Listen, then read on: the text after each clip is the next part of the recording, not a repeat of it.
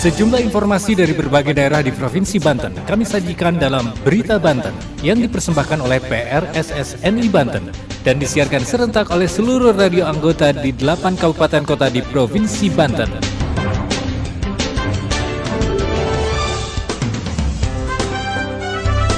Anda kembali bersama kami di Berita Banten PRSSNI Banten edisi hari ini Selasa 13 Juni 2023. Sejumlah informasi dari berbagai wilayah di Provinsi Banten kami hadirkan kembali untuk Anda yang disiarkan serentak oleh seluruh radio anggota di 8 kabupaten kota di Provinsi Banten. Dan inilah informasi utamanya. Pemerintah Kota Cilegon mempermudah masjid untuk mendapatkan dana hibah.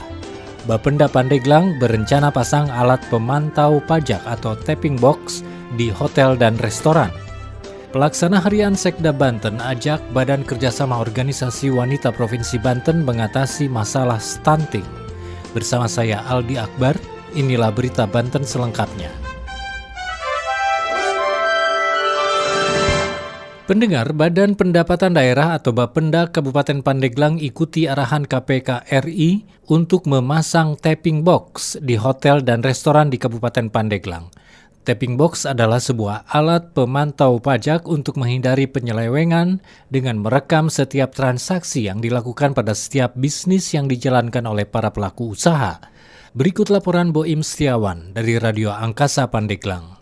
Dari Pandeglang, Banten, Badan Pendapatan Daerah Kabupaten Pandeglang ikuti arahan KPK RI untuk memasang tapping box di hotel dan restoran di Kabupaten Pandeglang. Tapping box adalah sebuah alat pemantau pajak untuk menghindari penyelewengan dengan merekam setiap transaksi yang dilakukan pada setiap bisnis yang dijalankan oleh para pelaku usaha. Pemasangan tapping box bertujuan untuk mengoptimalisasi pendapatan asli daerah Kabupaten Pandeglang. Bapenda sudah mengusulkan pengadaan, namun karena anggaran terbatas membuat hal itu tidak dapat direalisasikan di tahun 2023 ini. Menurut Kepala Bapenda Kabupaten Pandeglang, Tatang Muhtasar, dalam rangka optimalisasi PAD, Kasatgas KPK RI memberi arahan agar dilakukan pemasangan tapping box. Permohonan tapping box diajukan kepada Bank Mitra, yaitu Bank BJB. Hal ini dilakukan untuk menindaklanjuti hasil evaluasi optimalisasi pendapatan daerah dengan Komisi Pemberantasan Korupsi, ujar Tatang saat ditemui pada hari Senin 12 Juni 2023. Rencananya 10 mesin tapping box untuk dipasang di 10 restoran di wilayah Kabupaten Pandeglang, di antaranya Rumah Makan Dirgantara, Labaik Chicken, Rumah Makan Dapur Ibu, Baso Hari, Baso 90,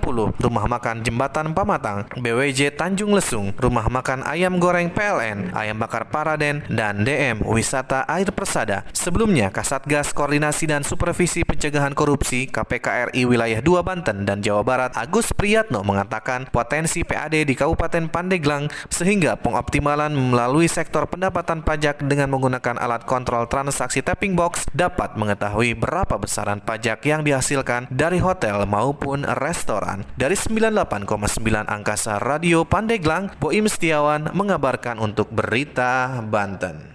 Pendengar, sebanyak 389 masjid dari 444 masjid yang ada di Kota Cilegon sudah terdaftar di aplikasi untuk bisa mendapatkan dana hibah sebesar 20 juta rupiah dari pemerintah Kota Cilegon.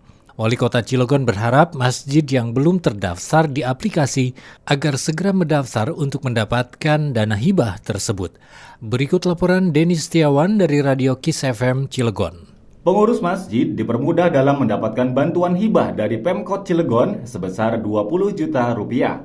Jika sebelumnya harus menyertakan surat kepemilikan lahan sebagai syarat, kini cukup dengan surat keterangan atau SK dari kelurahan setempat. Kepala Bagian Kesra Setda Kota Cilegon Rahmatullah mengungkapkan, syarat untuk mendapatkan bantuan hibah itu diantaranya KTP pengurus masjid, NPWP, dan nomor rekening atas nama lembaga. Syarat yang sebelumnya harus ada dokumen kepemilikan lahan masjid saat ini dihapuskan dan cukup dengan keterangan atau surat keputusan SK dari kelurahan. Rahmatullah menyatakan pihaknya akan terus melakukan sosialisasi sehingga bukan saja terdaftar namun masjid tersebut bisa mendapatkan bantuan dari pemerintah. Menurutnya, saat ini masjid yang sudah terdaftar dalam aplikasi sebanyak 389 masjid, di mana sebagian besar atau sebanyak 40% masjid sudah menerima bantuan. Sementara itu, Wali Kota Cilegon Heldi Agustian menyatakan, program bantuan untuk masjid tersebut sudah masuk dalam Rencana Pembangunan Jangka Menengah Daerah atau RPJMD. Artinya, diungkapkannya bantuan ini bisa nanti berkelanjutan dan seluruh masjid diharapkan bisa menerima bantuan secara bertahap setiap tahunnya. Heldi berharap jika masih ada masjid atau DKM yang belum terdaftar dalam aplikasi untuk segera menghubungi dan berkoordinasi dengan bagian Kesra Setda Kota Cilegon.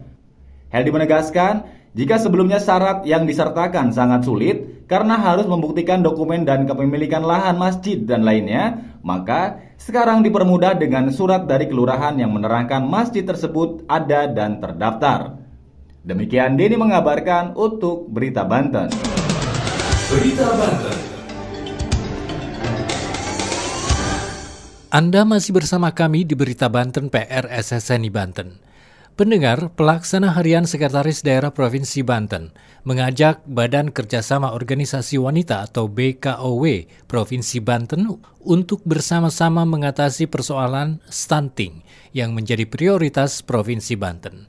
Berikut laporan Faris dari Hot Radio Serang. Pelaksanaan harian Sekretaris Daerah Provinsi Banten, Virgo Janti mengajak Badan Kerjasama Organisasi Wanita Provinsi Banten bersinergi menangani persoalan stunting yang menjadi program prioritas pemerintah. BKOW bisa berperan dalam penanganan stunting karena basis pengurus dan keanggotaan BKOW merupakan perempuan-perempuan hebat yang tersebar secara luas. Hal itu diungkapkan Virgo Janti usai mengukuhkan kepengurusan serta rapat kerja BKOW Provinsi Banten periode 2022 hingga 2027 di Pendopo Gubernur Banten 9 Juni 2023. Menurut Virgo Janti, saat ini Pemprov Banten tengah fokus menangani persoalan stunting.